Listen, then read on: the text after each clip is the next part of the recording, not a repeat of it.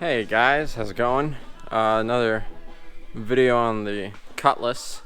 We got the rear end on jack stands. There's a bit of a shake on the highway, and I know I've talked about it, so we're going to take the wheels off, and we are going to measure run out on the axles and see if that's possibly a cause. I'm not really sure what's causing it at this point, but I know that my rear drums keep warping. And I think it's the driver's side that keeps warping. And if basically what makes me think that it keeps warping on the fronts are not warping. The fronts do get a little out of round when they get really hot, but they're not warped. The reason I think these are warping is because it could possibly be it could be an out of balance wheel. That looks like an original wheel weight, and I know these tires have been balanced. At least they should have been. So I think I'm 90% sure that the tires are balanced and the rims are not bent, because I did put the rear two on a balancer, and I've done a rotation since then. But so the ones that I balanced on the rear are on the front, and the ones that were on the front are now on the rear. And I know that all the tires were balanced by myself. So I know they're balanced, and it was done on a digital balancing machine. So we're gonna take the rims off. We're gonna see if we can figure out what's causing this shake. I'm honestly hoping it's bent axles at this point, because on these they're really easy to do. There's no C-clips in the pumpkin. It's just 4 bolts or four nuts on each side. Slide the axles out, put the new axle seals in, and slide the new ones in. And another quick update, the 302 has always been a pain to move, so I put it on a moving dolly, and all this oil dry. I accidentally tipped it, and all the oil spilled out the back. Because, it's always a good idea to use a cherry picker on an engine that still is full of oil. Always a good idea. But I put one of these under there. As you can probably see it hiding away under there. And there's a couple wood blocks. I don't have it ratchet strapped, even though I should. But it's pretty sturdy on there. We're gonna tempt fate. I mean, it's pretty sturdy. I don't think it's going anywhere. So yeah, over the course of the next few days, I'd like to wash the Cutlass and the Vista Cruiser. Vista Cruiser, the registration came, but the plates have not. So I'm trying to figure out if I can drive it home safely, and so I can wash it. But I know it's going to rain all day tomorrow. So tomorrow is going to be a fix things day inside.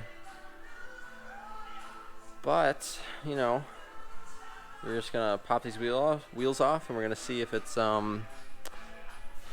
axles, see if we're out of round at all. So, yeah, that's pretty much where we're at right now. So we are already seeing some wear indicators of run out or a warped drum. Well, the first thing is this emergency brake rod that runs in right there. You see that rod with the spring? That was actually kicked out of its mounting point on the secondary shoe, so I had to replace that. It's been going for a while. It's a little rubbed from the axle. But another thing is, look at the top of the secondary and the primary shoes. Look at how that's worn on an angle. You can see it. Look at that. Same thing on over here. See that? Look at that. That's terrible. And if you go to the other side, see, it's not nearly as bad. Like, that is pretty straight. This one is just a hair off, just a hair. It's a little narrower on the side closest to me, but this is what it should look like. And I sort of, from just driving the car around, it has always felt like the driver's side has been out of round. So we're going to definitely be measuring run out on that. And my spider gears are a little noisy, a little noisier than I'd like them to be. I don't think it's really causing an issue. The drive shaft, the U-joints are in phase. I have the rear end jacked up. The car is sitting on jack stands, but I have the rear end jacked up to its driving height. And the rear end, it's at the right height, and the U-joints aren't out of phase. It's smooth as butter. There's no U-joint wear because they're new. There's no out of round drive shaft. It's straight as an arrow. All the weights are there. So I'm still thinking it's bent axles, but we're gonna get the dial indicator on that flange. We'll spin it around a couple times and see how far, what kind of lateral play we have. And there is some end play. This rear end has got 95,000 miles on it, so it's definitely broken in. So the axles do go in and out just a little bit, and so it's the same amount on the other side. And I know they ran, depending on the type of rear end you got, they ran straight or tapered roller bearings. And I'm not really sure which one is. I'm thinking these are just normal roller bearings. But this rear end also, Oldsmobile nerd out moment, this rear end is different for the 1970 model year. So all 1970s were different. It's a 12-bolt cover. As you can see, it's a 12-bolt cover, as you can't see, but there's 12 bolts in that cover. Same thing in the Vista Cruiser, 12 bolts. And they ran two different rear ends for the 455s and the 350s. I'm not sure exactly what all the specs are, but from what I know, in A bodies with the 350s, it's a 12-bolt housing, but it uses 10-bolt parts. So I would need 10-bolt axles at the right length, which is kind of weird. It's like a weird crossover here. I have no idea why they would do that, but I've done my reading, and I know that the 1970 model year O-type Oldsmobile rear end is definitely really weird. All the carriers are different, and actually, depending on the gear ratio you got, depending on like 256 to like a 290 something, or like a low 3 to a mid 3, or a mid 3 to a high 4, or mid 3 to a low 4. All the carriers changed with depending on a certain gear ratio you got. So not only is the rear end different, but you have to get the right carrier for the right rear end you choose. And they changed some other things too. They had different spider gears in the carriers. So I think you can swap the spider gears out to make your axles work, but I think they used different axles for different carriers. So the housing is unique to 1970, but then even within that unique rear end, there are a bunch of unique parts that they ran depending on your options sheet. And I wasn't honestly planning on putting in a shorter rear gear. I mean, this is a 256. When I cruised out to Michigan, we were going 70 miles an hour, and I got 19 miles to the gallon in this thing. So I really don't feel like changing anything. It's got the low power engine, so we're just gonna leave it as is. The Vista Cruiser, I'm thinking, is going to get a shorter rear end, and then I'll put overdrive on that. But for now, let's get this taken care of so she doesn't shake so bad on the highway.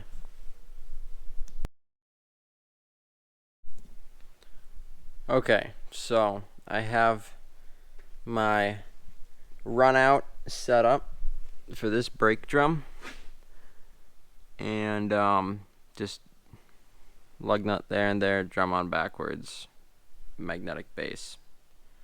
And this drum is really warped. Like, I could spin it and I saw it.